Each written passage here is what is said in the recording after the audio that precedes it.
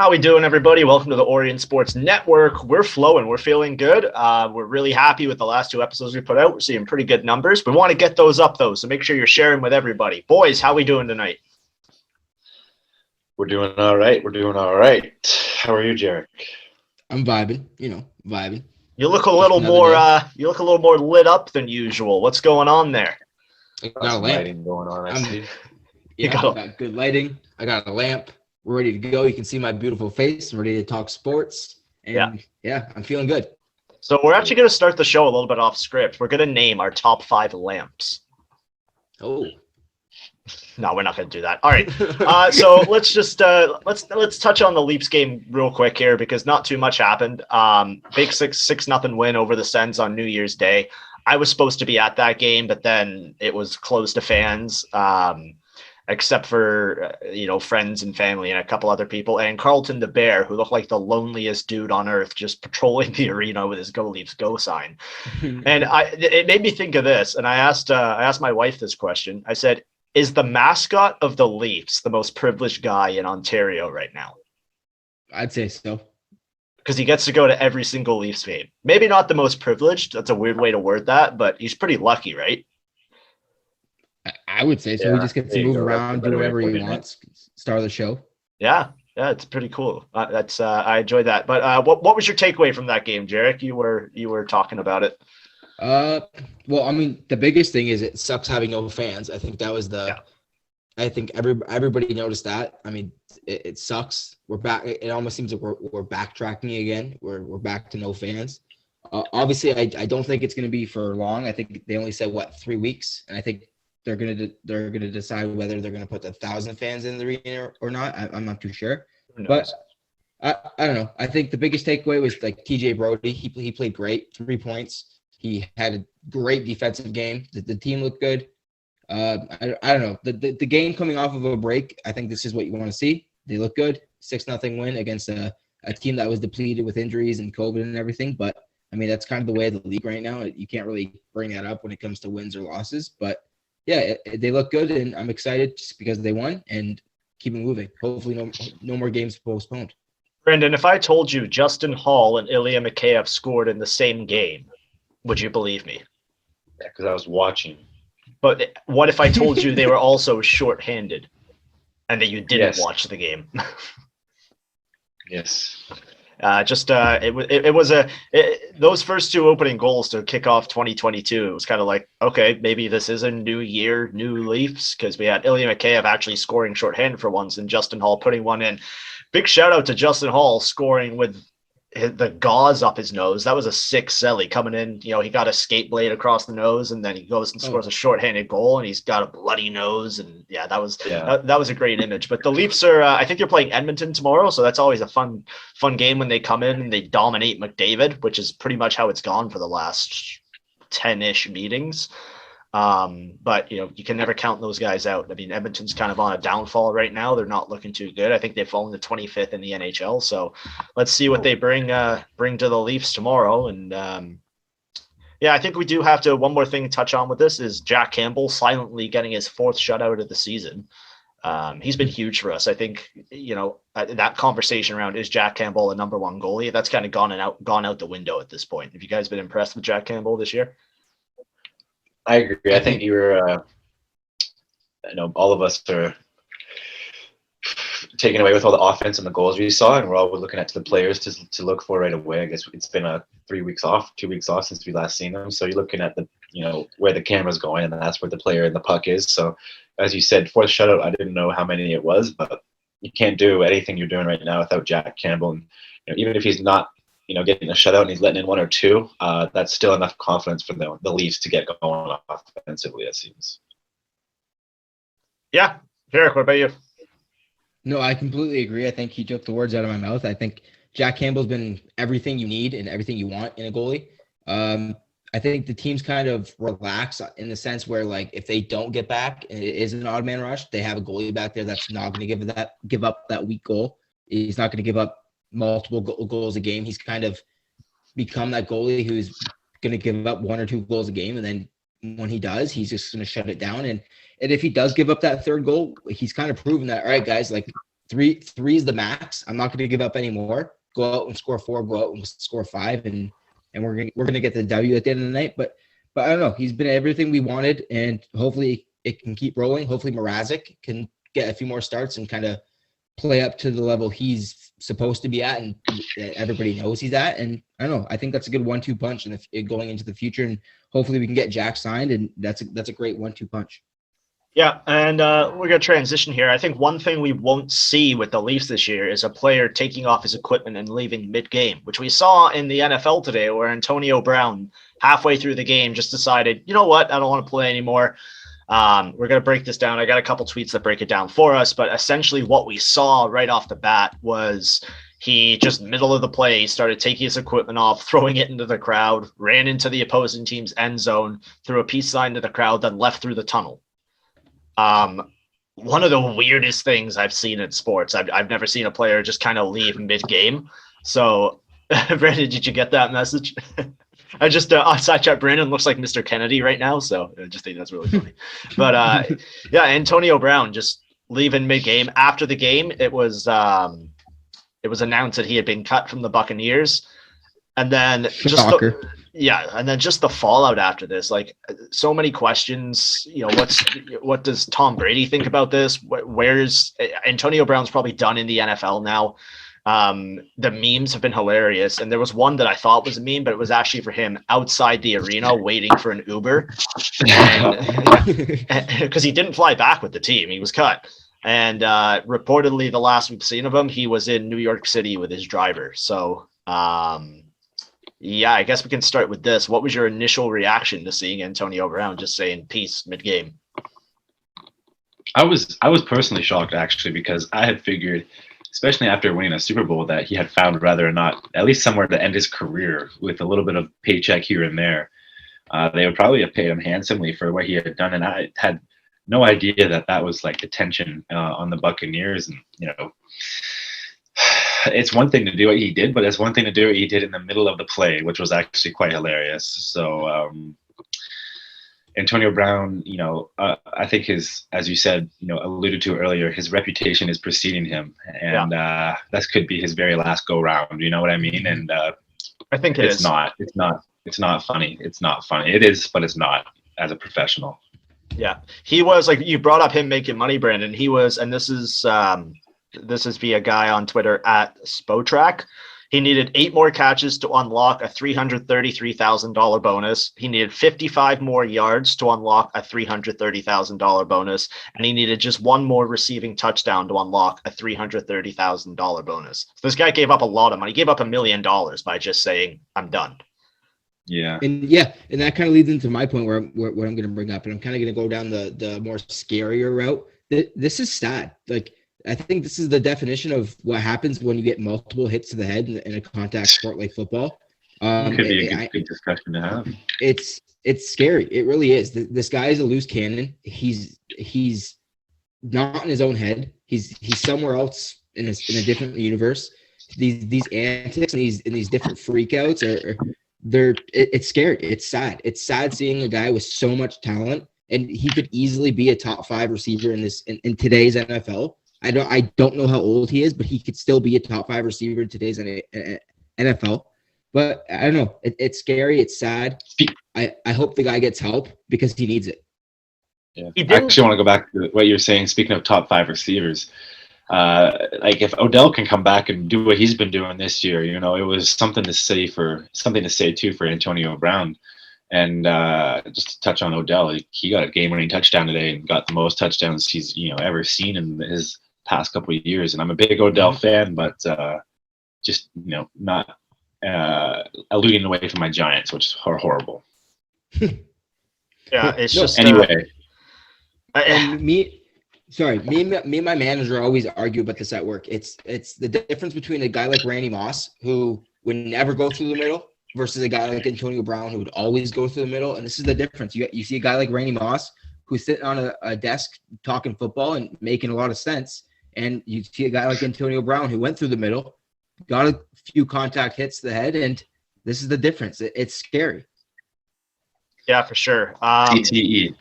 Yeah. Yeah. He also I thought this team was a good fit for him because he didn't have to be the guy. He could have just flew under the limelight. Like Tom Brady was always going to take the limelight on that team, and the whole story of Brady looking for another ring. And he just kind of could have been there, caught a couple balls, got some nice touchdowns, made a good play, and he just made it about himself again almost with this. And it was like, okay, I think we've had enough of this guy now.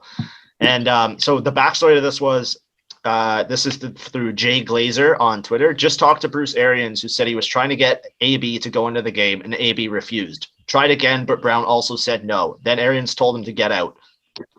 So just didn't want to go into the game, I guess. Kind of a weird, why? situation.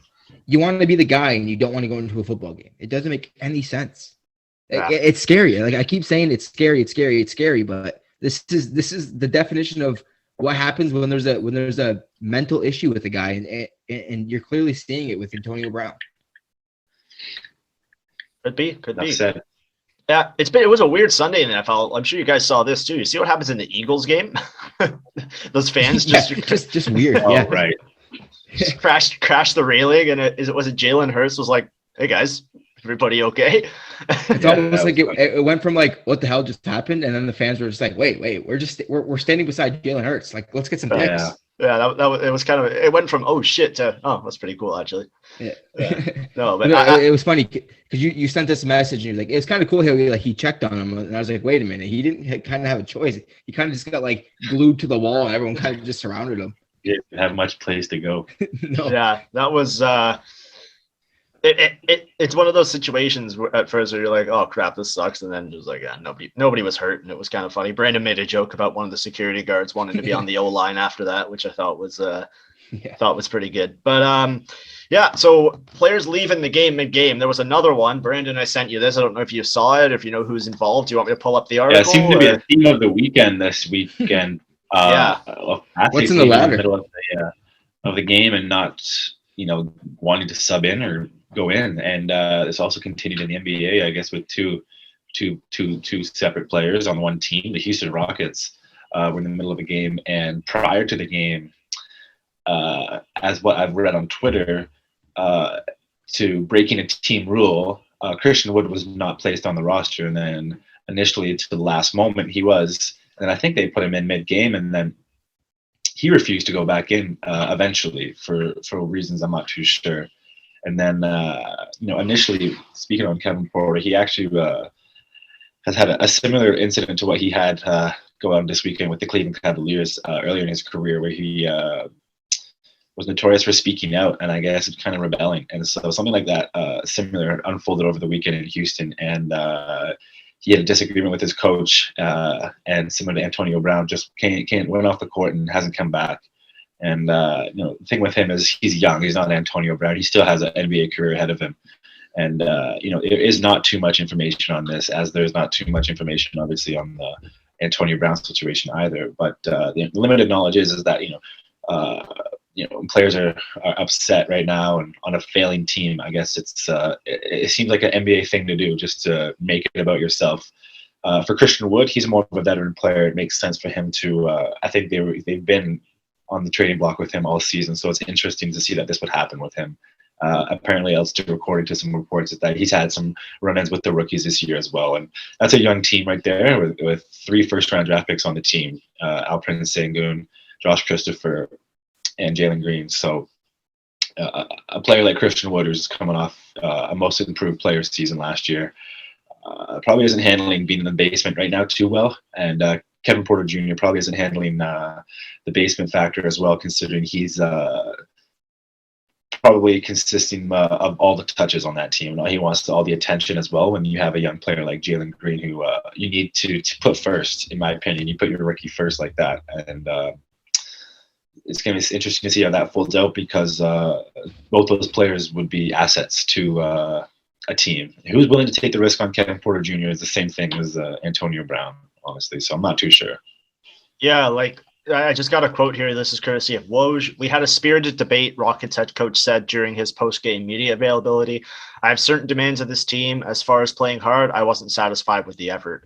This article just goes on to say that they pretty much just had a spirited debate and he kind of blew up and refused to return to the court. You knew something was up when the Rockets at the start of the third quarter weren't on the bench yet. Like they got to the bench with like 20 seconds to go before intermission ended. So something was up, and it's going to be interesting to see what comes out of this. No discipline's been announced yet. But this is something I'm going to be tracking because you don't see this often in professional sports. And now we've seen it twice in 1 week, right? Like imagine if you were at work and then all of a sudden you're like, nah, fuck this, and just left. Yeah. Right? So obviously, as we were referring to, seemed to be the theme of the weekend. And I can relate to this personally. I walked out of my junior C hockey team mid-game, quit on the coach, quit on the team. So all right, hold up. No, story time. Yeah, we need that story. We need that story. I was 19, first year of school of Humber sports management. Very interested. Anyway, I wanted to be a letter on the team. I don't know. Pretty public. A couple friends definitely know this story. Obviously, everyone who's on the team. I wanted a letter. I was disrespected. I felt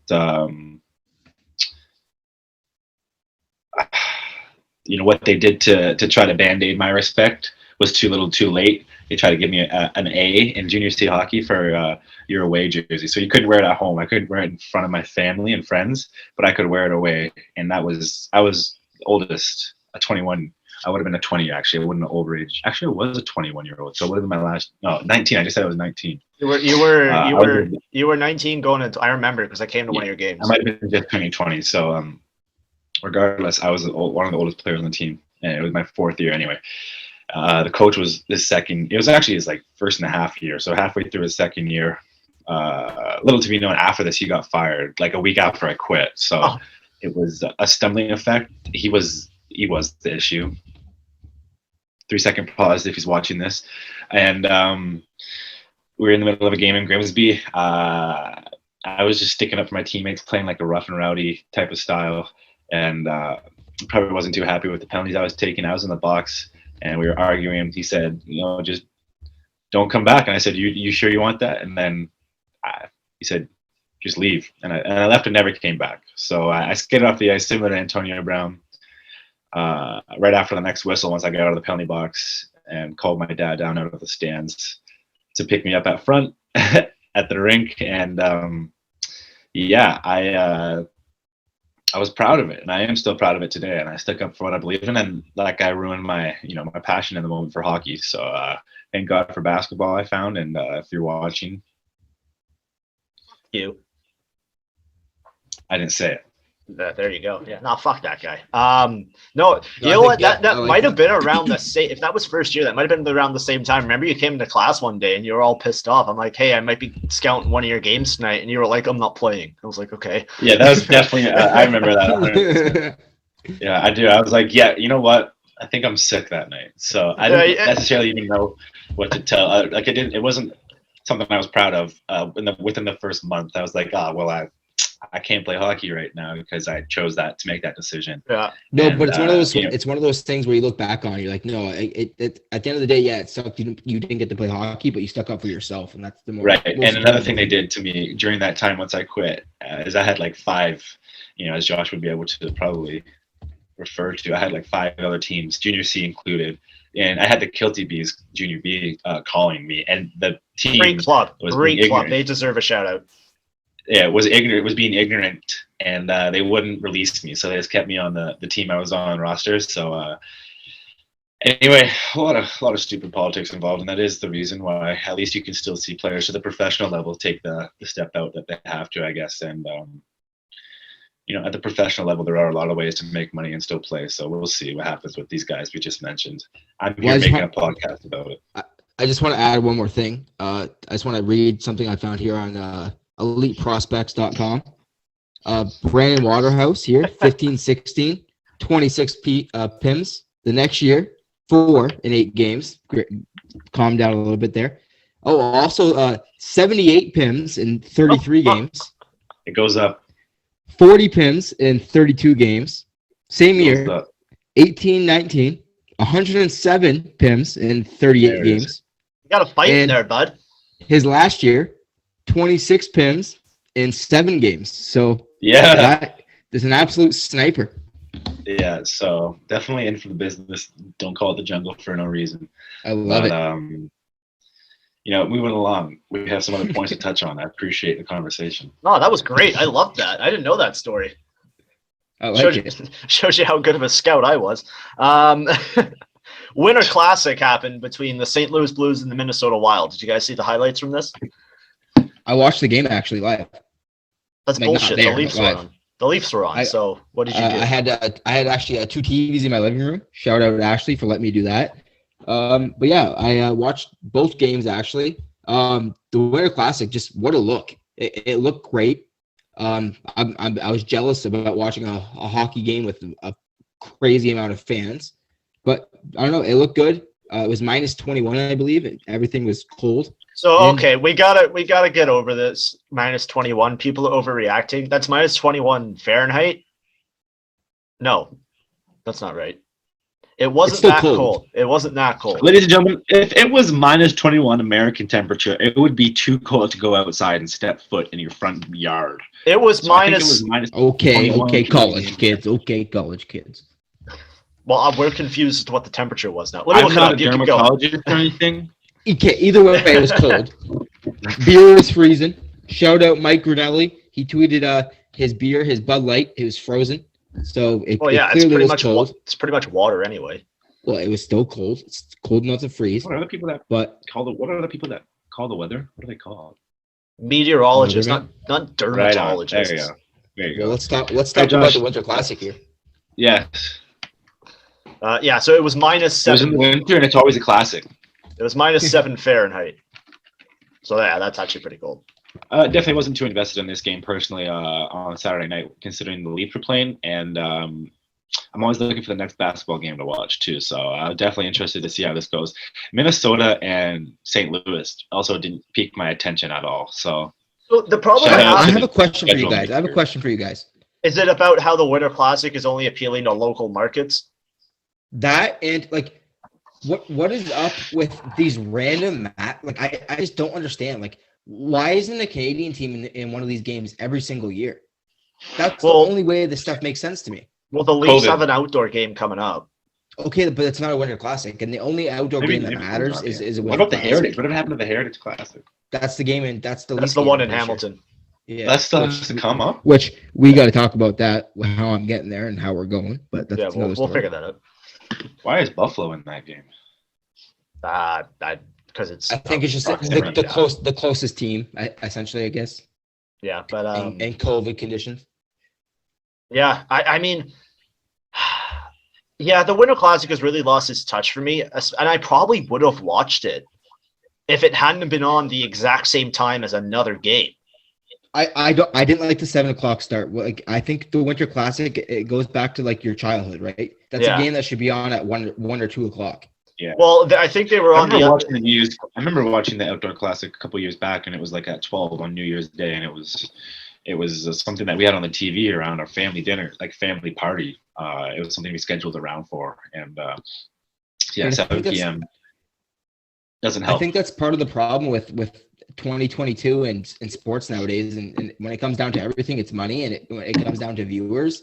And I think it matters too much about how many people are watching. So they'd rather go on 7 o'clock than they'd rather do it at 12 o'clock or 2 Well, I o'clock, think it was. which is a problem to me. I think it was 4 p.m. local time too. Because don't forget they were on the.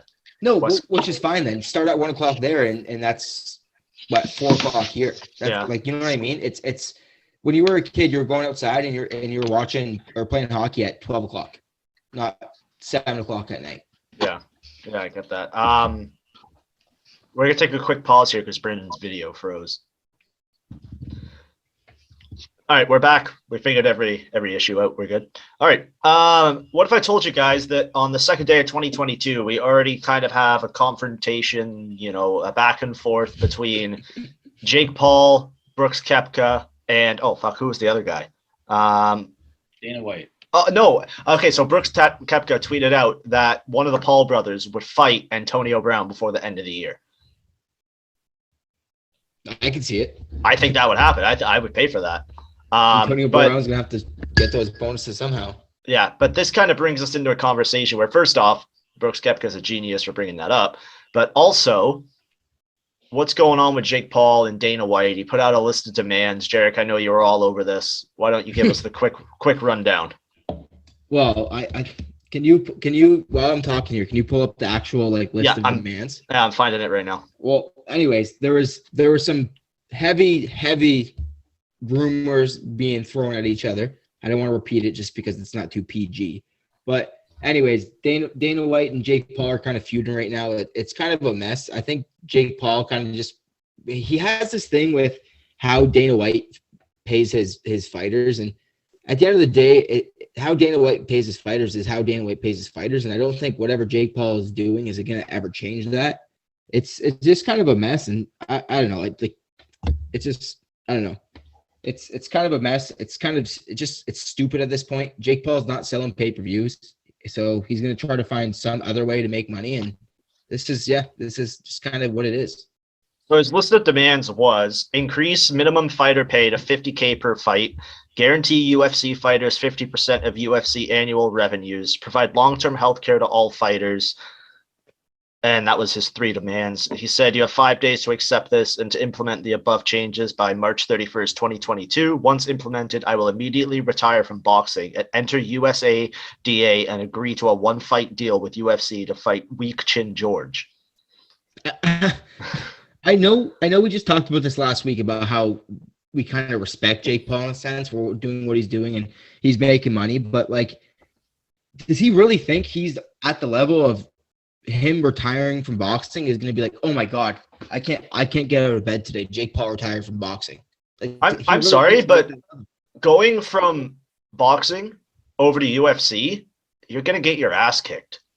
He's not going to go to UFC. It's a different game. It's a different beast. He'll get his ass handed to him. It's just, and where did people think that Dana White's just going to let this guy walk into UFC? He's not. You can't tell this guy, you can't call somebody a drug addict and then walk into their company and try to make money off of them.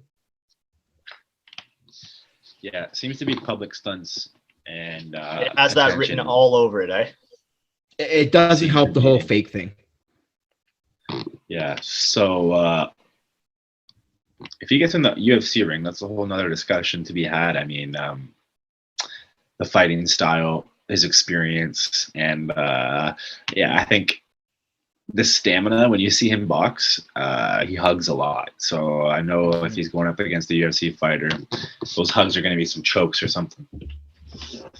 Yeah, I mean, I'll go back to Brandon saying it feels very scripted. I almost does this set up him boxing a UFC fighter, a big name, a certain Irish fellow, to draw money for both companies? I can see that happening. You can't call somebody a drug addict and expect one of his biggest money makers to be allowed to come box you. It's just not going to happen. Dude, you know how much money the UFC would make from that, though? Again, man, you can't. It's when it comes down to it, though. I think Dana White has a little bit more respect for himself when it comes to that whole aspect of it. I don't think you can call somebody a drug addict. You can make all these accusations and expect this guy to help you make money at the end of the day. Yeah, I think Dana White wants to. I think Dana White wants Jake Paul to look like a joke, and with these pay-per-view buys and all this stuff that's kind of going downhill for Jake Paul right now, I think Dana White's kind of laughing and enjoying it. If he wanted Jake Paul to look like a joke, he'd stick him in a ring with a top 5 UFC fighter in his weight class and be like, okay, have fun. I agree with you, but I'm gonna again. I want to give Jake a little bit of credit. Cheap. No, 100%. Yeah. Exactly. I think that what Brennan just said, it goes against his whole point and kind of what he's doing everything for right now is to make the UFC look like a joke. And I don't think going to fight in UFC and making a paycheck that the UFC pays would help his point. Yeah, I get that. Also, where's he become like a good guy all of a sudden where he wants UFC fighters to be paid fairly? Hey, I'll give Jake came Paul out of nowhere. I'll give Jake Paul credit. I know for a fact that he is paid for at least one UFC fighter's fight camp while she couldn't afford it before a fight. But I think, again, that was just kind of to go with this whole the UFC doesn't do anything for their fighters. And just kind of for one UFC fighter, he paid it. It was kind of one of those like, haha, look at me. I did this. I helped out your fighter. F you. Yeah, I agree with Jarek. I think he's trying to be the catalyst for a change so that people can't forget him when he dies. Like, I did this for the UFC. Yeah. Brandon, quick question for you. I think you'll appreciate this one. Boxing match, August 23rd. I don't know why I chose that date. Jake Paul versus Conor McGregor. Who you taking?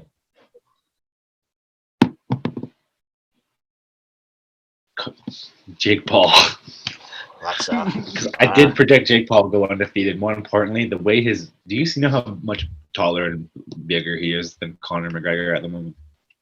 Yeah, I'll give you that. I mean, Conor McGregor is. I saw this weird video. It looked like he was bulking up or something, but he looks. He's huge at the moment.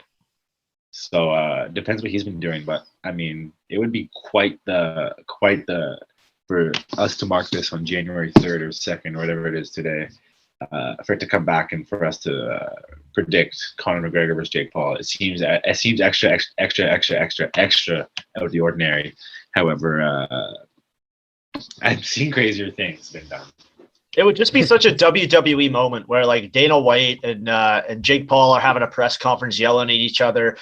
And Jake's like, if you're so worked up about this, why don't you fight me? And Dana's like, well, I won't fight you, but he will. And then Into the Foggy Dew, which is Conor McGregor's walkout music hits, and he just comes from behind the curtain. I'd be like, okay, this is Vince McMahon written all over it, but this is kind of hype. Right? Like, yeah, I'd agree. I agree. Speaking of Vince McMahon, he put together a pretty good main event last night at WWE Day 1.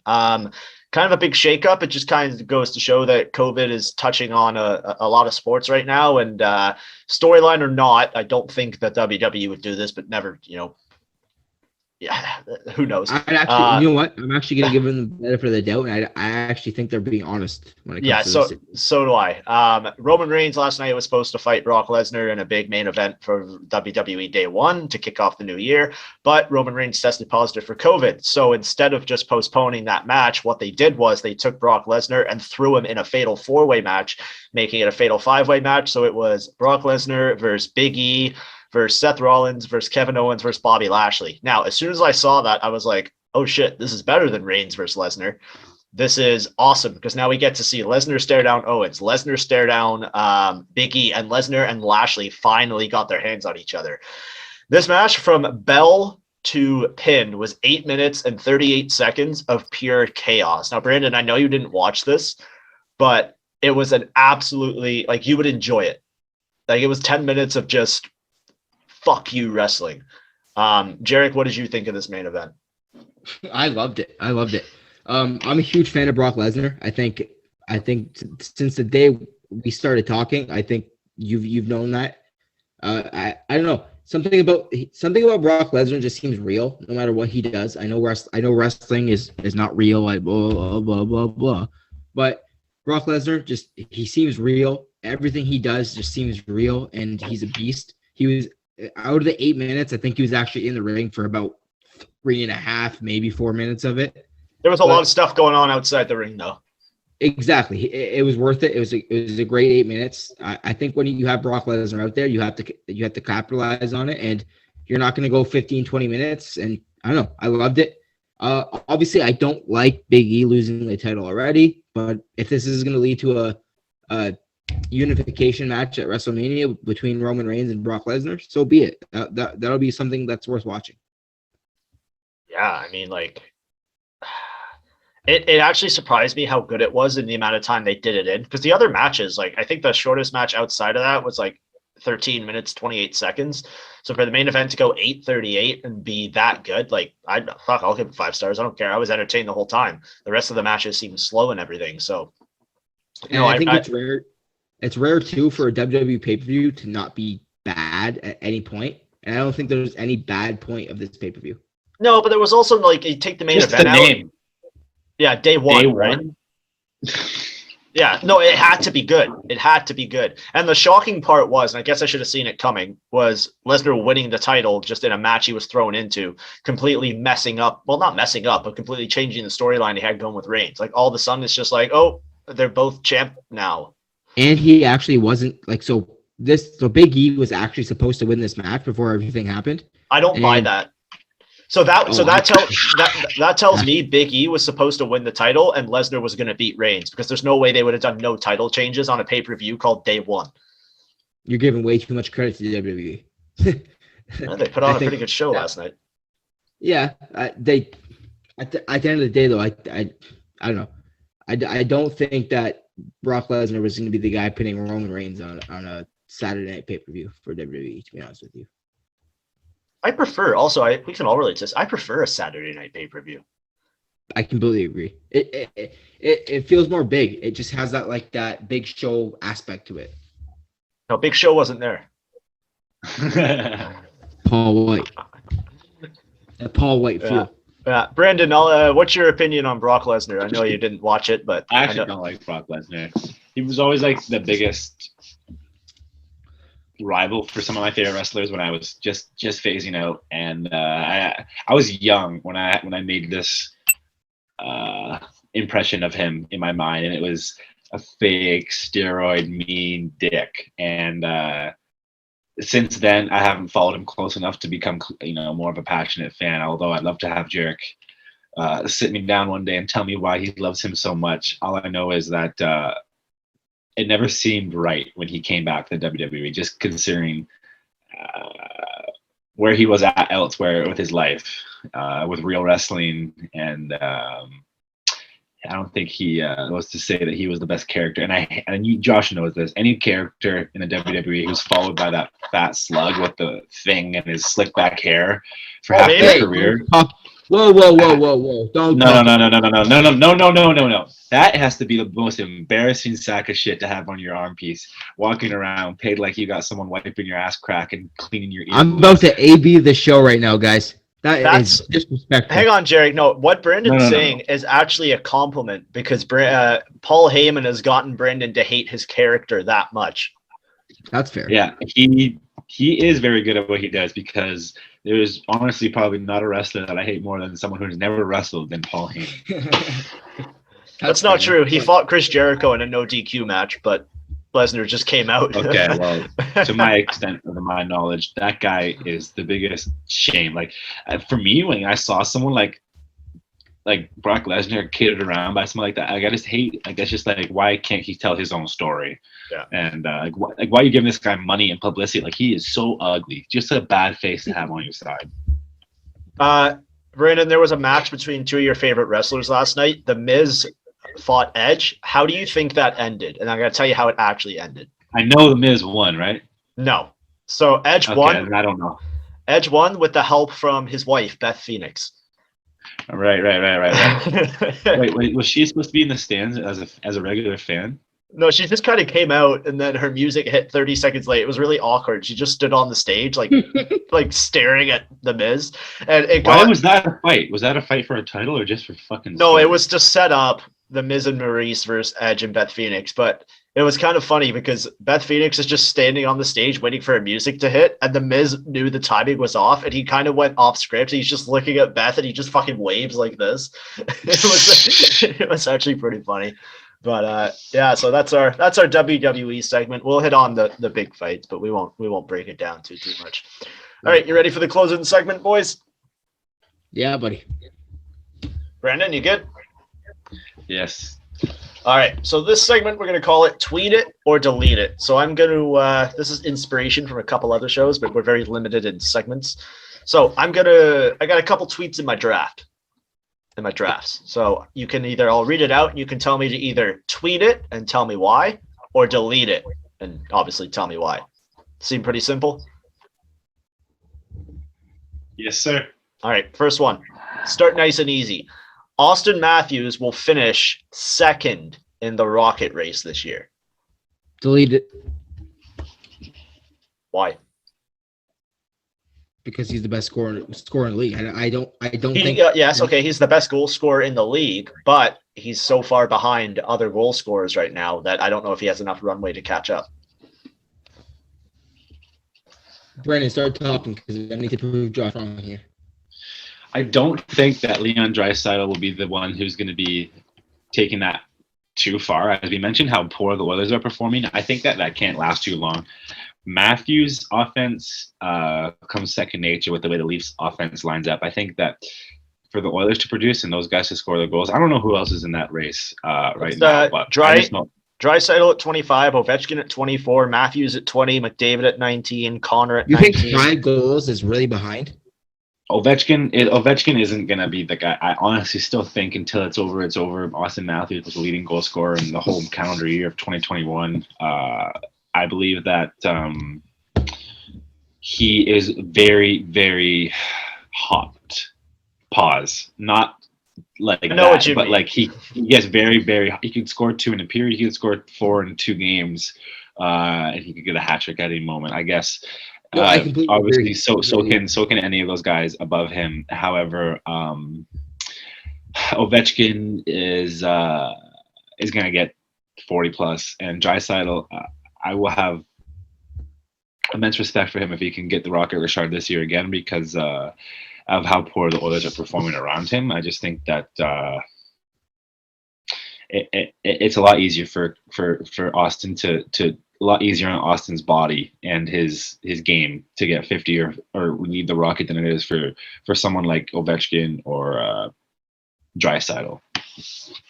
No, I agree, and I would argue that Austin Matthews in the top 5 right now. If it's Draisaitl, Ovechkin, Matthews, Kreider, and McDavid, I would say McDavid. Or I would argue that Matthews is the most consistent scorer on that list, and I think that guy can bury 10, 15, 20 goals in a 10 game span, and I don't think anybody else on that list can do that. And I don't know. At the end of the year, I think that we're going to be looking at least 3 50-goal scorers, and I think Matthews is going to be on top of that list.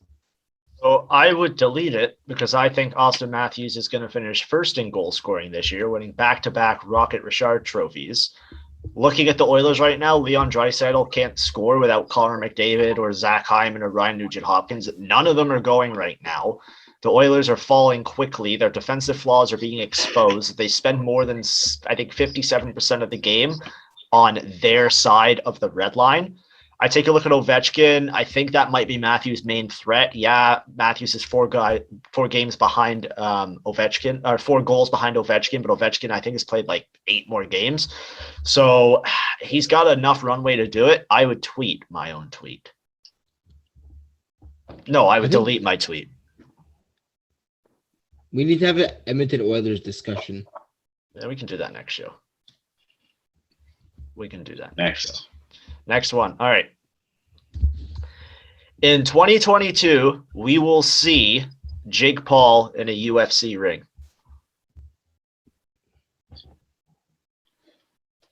Delete it.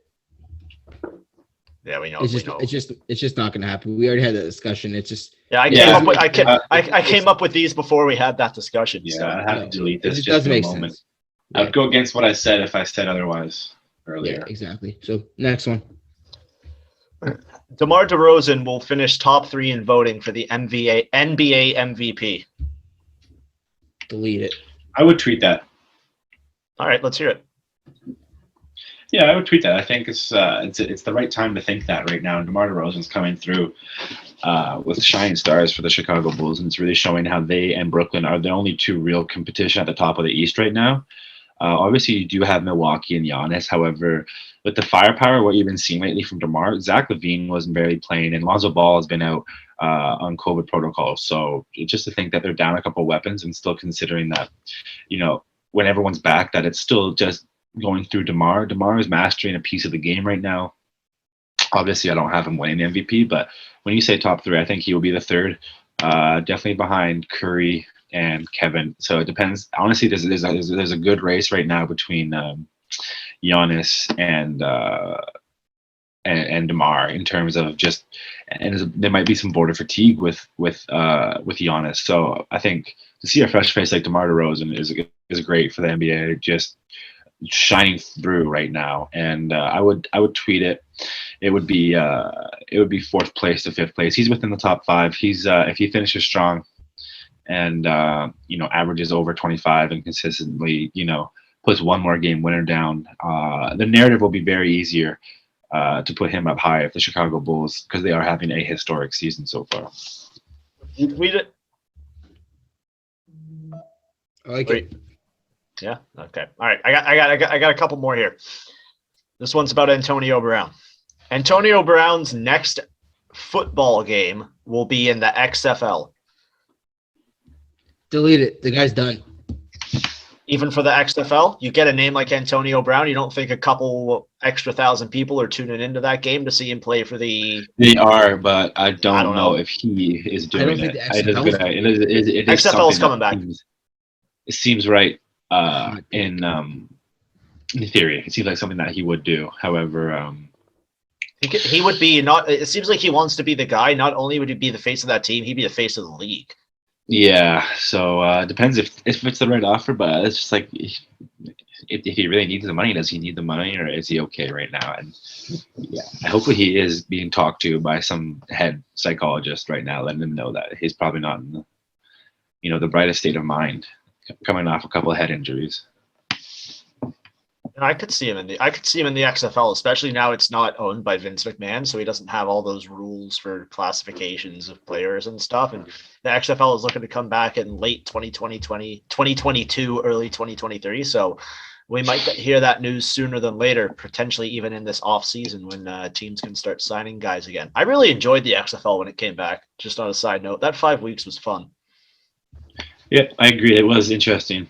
I was excited to see the merge between Dwayne "The Rock" Johnson when he took over the XFL and the CFL. I don't know how that ever. Yeah, they ain't doing that anymore. So unfortunate. Next, last one. I got two more. Two more. Yeah.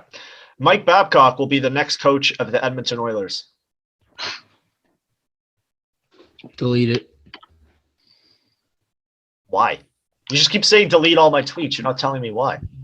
Mike Babcock is done in the NHL. He's not coming back. There's no chance. I am hesitant to say that. I like the energy that tweet brings, just because of honestly. I don't know. I'm not trying to be political, but that's that. What's that? It's a hot take, but that's about it. I don't think it's a hot take. I actually I believe think that side of Canada, the western side of Canada, loves like the type of guy Mike Babcock is, and he speaks for a lot of Western Canadians, and he might, The NHL God is forbid. easily one of the softest. God forbid. I don't know. God in forbid. 2022, and I just don't think a coach like Mike Babcock belongs in the I would league. tweet it though, just for fun. If you want, again, like I said, it's a hot take. If you want people's interactions with it, tweet it. But it's not going to happen. It's not going to fit into your prediction stuff, Josh. All right. Well, I personally think it'll happen. I think he's a good match for that team, but we'll see. The Oilers don't always make the right decisions, so that one heads out. All right, this last one. Carlton the Bear is actually Doug Ford in disguise. No, because Carlton the Bear has too much stamina. Delete it. Doug Ford. I have nothing nice to say, so I'm not going to say it. I don't. I know. Yeah. That was as comedic as I could comment. put it. All right. Anybody Doug got Ford any? has a hard time tying his shoes, I'm sure. Oh, sure he does. Anybody got any final words here? Honestly, I just hope everyone's doing well. I know we're on the verge of another lockdown, but I don't know. It sucks, but we're all in this together, and we'll get through it. Remember when Doug Ford was like, "Hey, dollar beers," and we were like, "Fuck yeah!" Now he's like fourth lockdown, and we're like, "Wait, what?" Stop swearing, Josh. My show. And the grass is always greener on the other side. Oh, I forgot to mention. Did you guys see? Sorry, I should have brought this up. Did you guys see that photo of the NHL on TNT crew posing with Brock Lesnar when he had the title? Yeah, that was awesome. No. It was sick. It was cool. He was at the same hotel. I guess they were in Arizona. Or where? No, where was it? Arizona? No, Las wherever- Vegas? wherever they were. All right. Follow us on Instagram at OSN Orion. Follow us on Twitter at OSN Orion. Make sure you subscribe, like this video, comment, tell us if you would tweet it or delete it. We will see you guys when we decide that we will be back. Bye. ASAP, because we're going to be consistent, because that's our word this year. We will be back very shortly before you even breathe. We also, I'll tease this, we may have a pretty cool guest coming on in the next couple weeks.